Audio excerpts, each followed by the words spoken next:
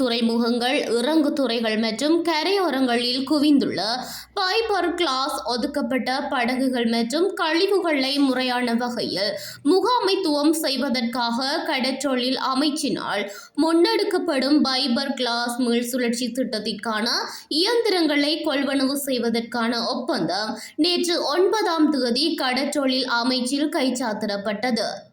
Clean Sri Lanka நிதியத்தின் ஊடாக 56 million ரூபாய் நிதி ஒதுக்கீட்டின் கீழ் இத்திட்டம் நடைமுறைப்படுத்தப்படுகின்றது.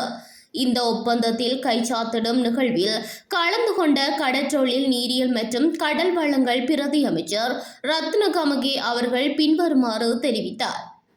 நாடு முழுவதிலும் உள்ள மீன்பிடி துறைமுகங்களில் 10,000 தொன்னுக்கும் அதிகமான பைபர் கிளாஸ் கழிவுகள் குவிந்துள்ளன.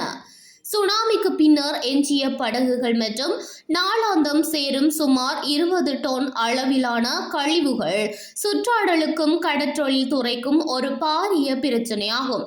கிளீன் ஸ்ரீலங்கா வேலை திட்டத்தின் கீழ் நாம் இப்பிரச்சனைக்கு ஒரு நிலையான தீர்வை வழங்குகின்றோம்.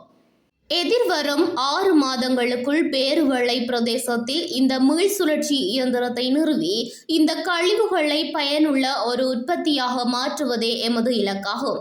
சீனோர் மன்றத்தின் தலைவர் அஜித எதிரிசிங்க அவர்கள் விளக்கியதற்கமைய மணிக்கு 500 கிலோகிராம் கொள்ளளவு கொண்ட இந்த நவீன இயந்திரத்தின் மூலம் பைபர் கிளாஸ் பாகங்கள் சிறு துண்டுகளாக வெட்டப்பட்டு தூளாக்கப்பட்டு சீமந்துடன் கலக்கப்பட்டு கட்டட கற்கள், நடைபாதை கற்கள் போன்றன உற்பத்தி செய்யப்படுகின்றன.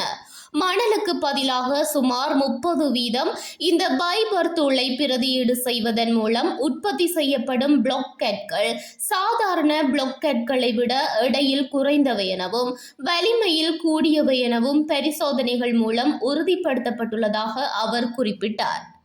இந்த ஒப்பந்தத்தில் கைச்சாத்திடும் நிகழ்வில் கடற்றொழில், நீரியல் மற்றும் கடல் வளங்கள் அமைச்சின் செயலாளர் கலாநிதி PK கோலித கமல் ஜினதாச மற்றும் ஜனாதிபதி மேலதிக செயலாளர் பொறியியலாளர் SPC சுகீஸ்வர ஆகியோரும் கலந்து கொண்டனர்.